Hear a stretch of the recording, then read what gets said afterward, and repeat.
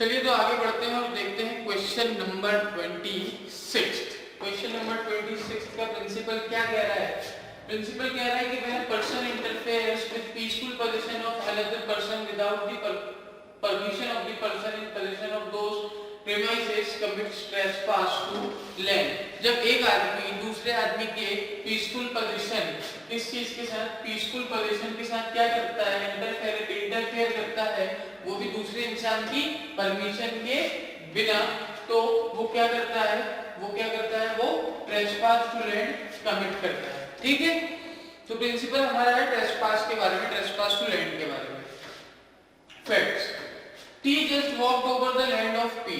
T P के land के ऊपर से जस्ट वो से चलता चलता निकल गया, ठीक, to reach his house and it was a shortcut. ठीक, क्योंकि P के घर जाने के लिए वो एक शॉर्टकट था, तो T क्या किया, P के लैंड के ऊपर से होता हुआ निकल गया। P had displayed a notice that it is not a thoroughfare। ठीक है, P ने एक नोटिस डिस्प्ले कर रखा था कि इट इज नॉट अ थॉरोफेयर। ठीक, P did not cause any damage to the land। P ने क्या किया, P ने किसी भी तरीके का डैमेज लैंड को कॉज नहीं किया। ठीक, अब ऑप्शन ए बोल रहा है T has violated privacy of P, T has not committed any trespass on the land of P, T has committed trespass to land, T has created nuisance for P। देखिए D आपका eliminate हो जाएगा, क्यों? क्योंकि हमें क्या करना है, हमें प्रिंसिपल से स्टिक करना है। ठीक है, प्रिंसिपल क्या है, ट्रेसपास के बारे में है। ए भी आपका एलिमिनेट हो जाएगा, क्योंकि ए और डी जो है ये अलग ही लीग पे चल रहे हैं, बात हो रही है आम की और ये मांग रहे हैं अमरूद। ठीक है, तो चलिए हमारे प्रिंसिपल के साथ दो आंसर आ रहे हैं, आंसर बी आंसर सी। एक क्या कह रहा है, हैज नॉट कमिटेड ट्रेसपास, दूसरा कह रहा है हैज कमिटेड ट्रेसपास। अब देखिए यहाँ पे प्रॉपर्टी के डैमेज की बात नहीं होती है। जब किसी इंसान की प्रॉपर्टी पे आप बिना पूछे एंटर कर रहे हो, उसके पीसफुल पोजीशन के साथ आप क्या कर रहे हो, इंटरफेयर कर रहे हो। ठीक है, और उसने नोटिस भी लगा रखा है, उसके बावजूद आप उसके जो उसकी जगह है उसको क्या कर रहे हो, एज अ शॉर्टकट यूज कर रहे हो। ठीक है, तो ये क्या हो जाएगा, ये ट्रेसपास हो जाएगा। ठीक, तो T has committed trespass to land, B भी आपका एलिमिनेट होता है और सी आपका सही आंसर बनता है। चलिए आगे बढ़ते हैं और अगला क्वेश्चन देखते हैं। अगला क्वेश्चन बोल रहा है कि a contract would be invalid and unlawful if the contract is for an immoral or illegal person। अगर कोई कॉन्ट्रैक्ट इलीगल या इमोरल पर्पस के लिए किया गया तो वो कॉन्ट्रैक्ट क्या होगा, वो कॉन्ट्रैक्ट इनवैलिड होगा और अनलॉफुल होगा। चलिए फैक्ट्स पढ़ते हैं। फैक्ट्स क्या कह रहा है कि P was a young and helpless widow। P एक यंग और हेल्पलेस विडो है, ठीक, लिविंग ऑन दी पेवमेंट, कहाँ रहती है, पेवमेंट पे रहती है। R a neighbour gave her a house, R उसका एक नेबर है जिसने उसे घर दे दिया। ठीक है, registered in her name, register भी करा दिया उसके नेम पे। On the condition that she should allow R, on the condition that she should allow R to keep his smuggled goods and drugs in her house. किस शर्त पे उसने P को वो घर दिया, रजिस्टर कराया कि जो आर के जो स्मगल्ड गुड्स होंगे, जो ड्रग्स होंगी, वो क्या करेगी, वो अपने घर में उन्हें रखेगी। After the registration was done according to the condition in the contract, R agent went to keep some packets in her house, she refused. R told her the condition under which the house was given to her, she still refused. Is P justified in her action? भाई A बोल रहा है P is not justified as she did not have the right to deny R's request। B बोल रहा है as R was making the contract for illegal activities, P's stand is valid in law। C बोल रहा है R can take back the house by cancelling the transfer deed। D बोल रहा है P is right as she did not like smuggled goods to be kept in her house। चलिए अब ये क्या पूछ रहा है कि P का जो एक्शन है वो जस्टिफाइड है क्या? ठीक, तो भाई P का एक्शन तो जस्टिफाइड है। ठीक, ये तो हमें अब पता ही चल गया इससे प्रिंसिपल को फैक्ट को पढ़ने के बाद। ठीक, तो P इज नॉट जस्टिफाइड, जो ऑप्शन ए है वो क्या होगा, एलिमिनेट हो जाएगा। ठीक, अब ऑप्शन बचते हैं आपके पास डी। अब ऑप्शन जो आपका आंसर जो होना चाहिए वो किसके बारे में होना चाहिए, P के स्टैंड के बारे में होना चाहिए।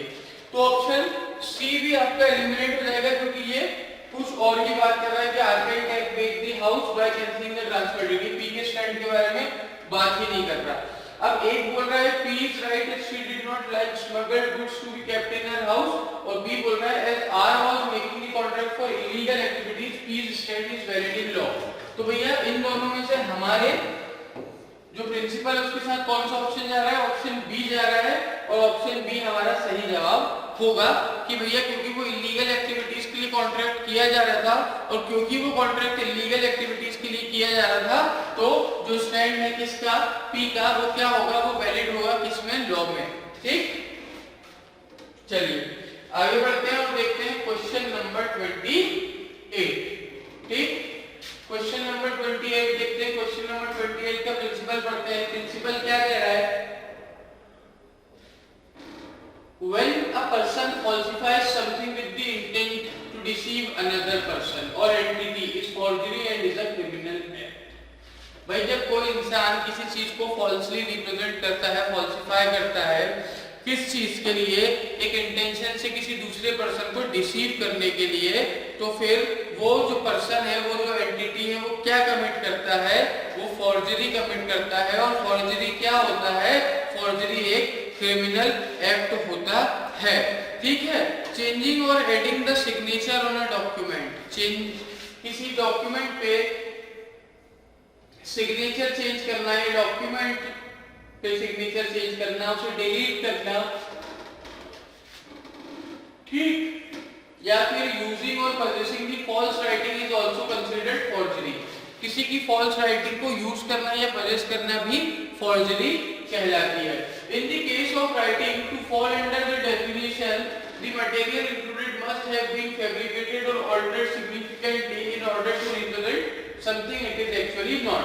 भाई ये प्रिंसिपल के बारे में हम पहले भी बात कर चुके हैं, जो फॉर्जरी का पहला क्वेश्चन हमने किया था, सेम टू सेम प्रिंसिपल है। तो चलिए फैक्ट पे पढ़ते हैं, क्योंकि प्रिंसिपल हम पहले ही पढ़ चुके हैं, तो फैक्ट समझते हैं।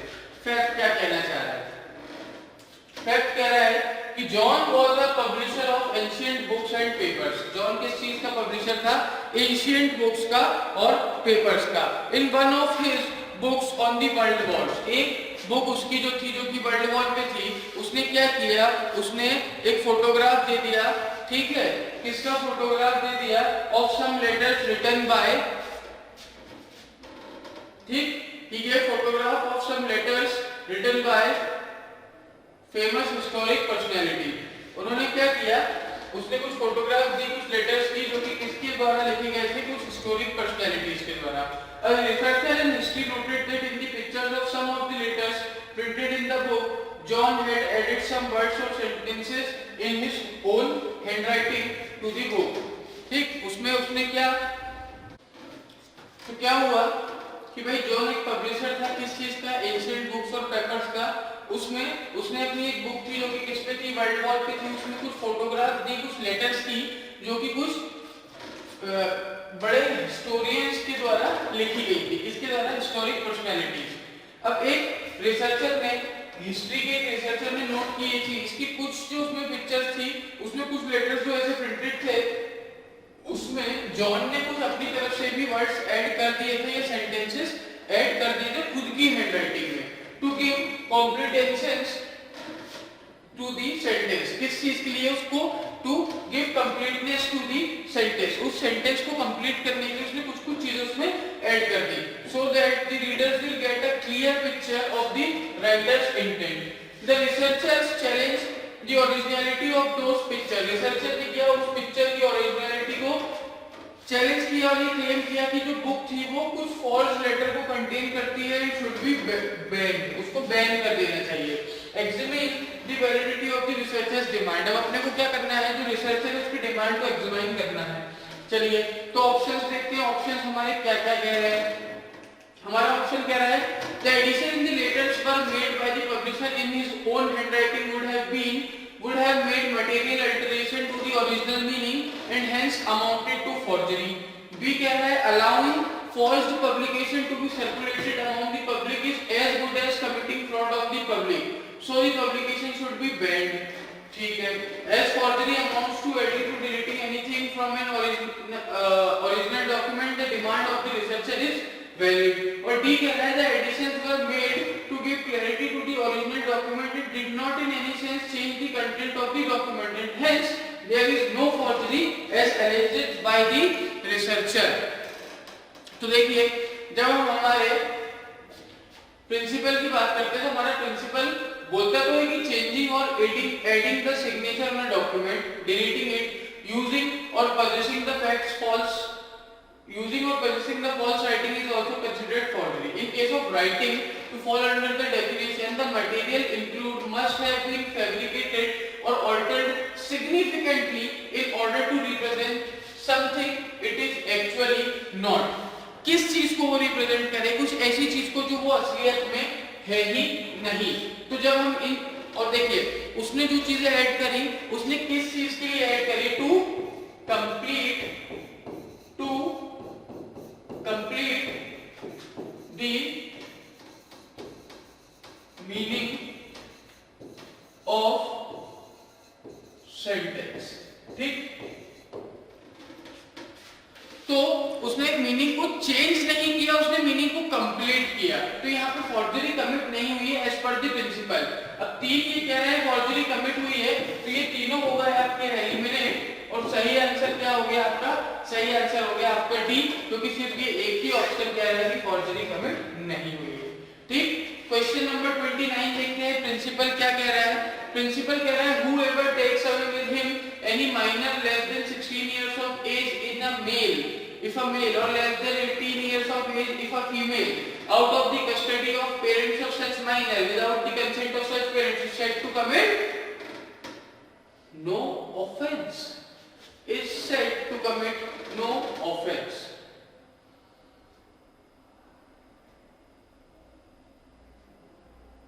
ठीक, तो ये हो गया आपका प्रिंसिपल।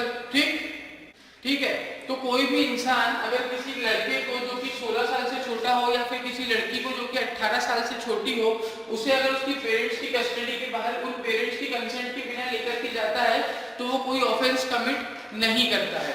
ठीक है, क्या कह रहा है? वो कोई ऑफेंस कमिट नहीं करता है। देखिए प्रिंसिपल जो कह रहा है हमें उसे सच मानना है, भले ये ऑफेंस हो सकता है अब्डक्शन का, किडनैपिंग का, किसी भी ऑफेंस की कैटेगरी में ये फॉल कर सकता है, लेकिन हमारा प्रिंसिपल अभी क्या कह रहा है कि कोई भी ऑफेंस कमिट नहीं होगा। तो ठीक है भाई, प्रिंसिपल की बात हमने मान ली और हम फैक्ट्स पढ़ते हैं कि a man took away a girl below 16 years to Mumbai without informing the parents of the girl। एक आदमी एक 16 साल की लड़की को ले जाता है, कहाँ? मुंबई ले जाता है, उसके पेरेंट्स को बताए बिना। ठीक, अब इसमें पहला ऑप्शन बोल रहा है A committed no offence against the parents of the girl, A committed no offence against the girls as well as her parents, A committed an offence against the girl as well as her parents, A committed an offence against the girls. भाई ये तो बोल रहा है सीधे सीधे कि कोई ऑफेंस नहीं होगा। अब जब कोई ऑफेंस नहीं होगा तो ये सी और डी आपके एलिमिनेट हो गए। ठीक है, अब हमारे प्रिंसिपल के साथ जा रहे हैं दो option, A committed no offence against the parents of the girl, A committed no offence against the girl as well as her parents. तो जब कोई भी ऑफेंस किसी के भी अगेंस्ट हमारा प्रिंसिपल तो नहीं बता रहा है, तो मोस्ट वैलिड आंसर क्या जा रहा है कि भाई no offence against the girl as well as her parents. ठीक है, ये आपका सही आंसर हो गया। अब क्वेश्चन नंबर 30 देखिए, प्रिंसिपल क्या कह रहा है कि acceptance of a proposal must be absolute and unqualified. भाई जो एक्सेप्टेंस होगी प्रपोजल की वो क्या होगी? वो एब्सोल्यूट होगी और अनक्वालिफाइड होगी। उसमें कोई भी इफ एंड बट आप नहीं लगा सकते, कोई भी नियम कानून आप नहीं जोड़ सकते। Facts, A made a proposal to sell his motorcycle to B. A ने एक प्रपोजल बनाया किस चीज के लिए? अपनी मोटरसाइकिल बी को बेचने के लिए फॉर ₹25,000। ठीक है, कितने रुपए के लिए? 25,000 रुपए के लिए। B agreed to buy it for ₹24,000। B ने क्या बोल दिया कि मैं इसको 24,000 में खरीदूंगा। A sold his motorcycle to C for 26,000 the next day। B sued A for damages। भैया अगले दिन क्या किया? उसने 26,000 में वो बाइक बेच दी और B ने क्या किया? B ने उसको डैमेजेस के लिए शो कर दिया कि आपका मेरा कॉन्ट्रैक्ट हुआ था 24,000 में, आपने कैसे किसी को और 26,000 में C को कैसे बेच दी। तो भैया यहाँ पे बात क्या हो रही है? बात ये हो रही है कि जो आपकी एक्सेप्टेंस होनी चाहिए प्रपोजल की वो कैसी होनी चाहिए? अनकंडीशनल होनी चाहिए और एब्सोल्यूट होनी चाहिए और अनक्वालिफाइड होनी चाहिए। ठीक है, एब्सोल्युटली अब आपने यहाँ पे क्या किया? उसने बोला आपसे कि मैं 25,000 24,000 में बेचना चाहता हूँ, तो आपने बोल दिया कि मैं 24,000 में खरीदना चाहता हूँ, मतलब आपने काउंटर ऑफर दे दिया या फिर आपने कंडीशन लगा दी, तो वो आपने क्या किया, आपने एब्सोल्यूट या अनक्वालिफाइड नहीं रही आपकी क्या एक्सेप्टेंस, ठीक है। तो B will get damages from A, जी नहीं, बिल्कुल नहीं। B will get the difference of ₹1,000 only, बिल्कुल नहीं। B can proceed against C और B will not get any damages from ए।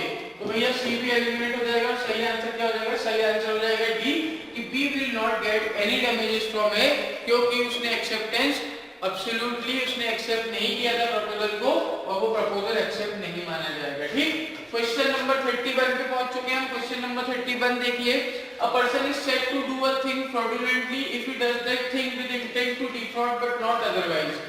एक इंसान की किसी भी चीज को फ्रॉड जब कहा जाएगा जब उसकी इंटेंशन हो फ्रॉड करने की, अदरवाइज नहीं, ठीक। Facts, A occasionally hands over his ATM card to B to withdraw money for A. A occasionally अपना एटीएम कार्ड किसे दे देता है, बी को दे देता है, किसने दे देता है, मनी विथड्रॉ करने के लिए, ठीक। On one occasion, B without the knowledge of A uses A's ATM card to find out the balance in A's account। एक दिन बिना नॉलेज के, बिना B A की नॉलेज के B क्या करता है, उसका बैलेंस चेक कर लेता है, but does not withdraw any money, पर मनी विथड्रॉ नहीं करता है। तो उसने क्या किया है, B has not committed the act of fraudulently, B has committed the act fraudulently, B has committed the breach of faith, B has committed misappropriation। देखिए ब्रीच ऑफ फेथ और मिसअप्रोप्रिएशन वाले जो आपके ऑप्शन है वो क्या हो जाएंगे, वो हो जाएंगे एलिमिनेट। अब आप पूछेंगे कि क्यों हो जाएंगे एलिमिनेट, क्योंकि हमें किस चीज से स्टिक रहना है, हमें हमारे प्रिंसिपल से स्टिक रहना है, और हमारा प्रिंसिपल बात किस चीज की कर रहा है, हमारा प्रिंसिपल बड़े बड़े शब्दों में फ्रॉड की बात कर रहा है, तो दो ऑप्शन में से एक ऑप्शन सही होगा, और क्योंकि यहाँ पे उसकी इंटेंशन नहीं थी फ्रॉड की, तो उसने कोई भी फ्रॉड कमिट नहीं किया है, और सही आंसर क्या हो जाएगा, सही आंसर हो जाएगा ए, जो कि क्या कह रहा है कि B has not committed the act fraudulently, ठीक। चलिए क्वेश्चन नंबर 32 देखते हैं। क्वेश्चन नंबर 32 का प्रिंसिपल कह रहा है, where one of the parties to a contract was in a position to dominate the decision of the other party. जब contract में एक पार्टी इस पोजीशन पे रहती है कि वो क्या कर सकती है, वो दूसरी पार्टी की पोजीशन को डोमिनेट कर सकती है, दूसरी पार्टी की डिसीजन को डोमिनेट कर सकती है, the contract is enforceable only at the option of the party who was in the position to dominate the decision of the other party. तो वो जो कॉन्ट्रैक्ट है वो किसके ऑप्शन पे एनफोर्सेबल होगा, सिर्फ उस पार्टी के who was in a position to dominate the decision of the other party. जो पार्टी किसी दूसरे पार्टी के डिसीजन को डोमिनेट करने के पोजीशन में थी, उसके ऑप्शन पे वो एनफोर्सेबल होगा, ठीक। A doctor asked his patient to make a payment of ₹10 lakh for treatment of his fever। एक डॉक्टर ने बोला भाई अपने बुखार का इलाज करने को 10 लाख रुपए दो, पेशेंट को बोला। The patient paid an amount of ₹5 lakh and promised to pay the remaining amount after the treatment। भाई उसने 5 लाख पे किया और बोला 5 लाख मैं आपको ट्रीटमेंट के बाद पे करूंगा। After treatment, the patient recovered from fever। Treatment के बाद पेशेंट ने रिकवर हो गया। The doctor demanded the remaining amount from the patient। The patient refused to pay। ठीक, ऑप्शन ए बोल रहा है आपका कि the contract is not enforceable without the consent of the patient। The contract is not enforceable as doctor was in dominating position। The contract is enforceable against the doctor। The contract is enforceable against the patient by the doctor। देखिए अब doctor तो dominating position में था ही नहीं, ठीक। Doctor ने तो क्या बोला, डॉक्टर ने तो ये बोला कि भाई आपको इतनी फीस लगेगी, आप इलाज कराना चाहते थे, उसने 5 लाख दिए, 5 लाख बाद में दूंगा, डॉक्टर ने तो इलाज कर दिया, तो ऑप्शन बी आपका खत्म हो जाता है, ठीक। ऑप्शन ए कह रहा है contract is not enforceable without the consent of the patient. भाई पेशेंट तो थी कंसेंट की, ये भी एलिमिनेट हो गया। तो contract is enforceable against the doctor. भाई डॉक्टर के अगेंस्ट क्यों, ये एनफोर्सेबल होगा, ये एनफोर्सेबल होगा against the patient by the doctor, ठीक है। ये एनफोर्सेबल होगा against the patient by the doctor. क्यों, क्योंकि यहाँ पे क्या बोल रहा है, the contract is enforceable only at the option of the party who was in position to dominate the decision of the other party. और डोमिनेट डिसीजन किसने किया है, डोमिनेट डिसीजन डॉक्टर ने किया, लेकिन डॉक्टर ने फीस मांगी, ठीक, तो इसका आंसर होगा आपका डी। चलिए आगे बढ़ते हैं, देखते हैं क्वेश्चन नंबर 33। क्वेश्चन नंबर 33 का प्रिंसिपल किस बारे में बात कर रहा है? नेग्लिजेंस के बारे में बात कर रहा है।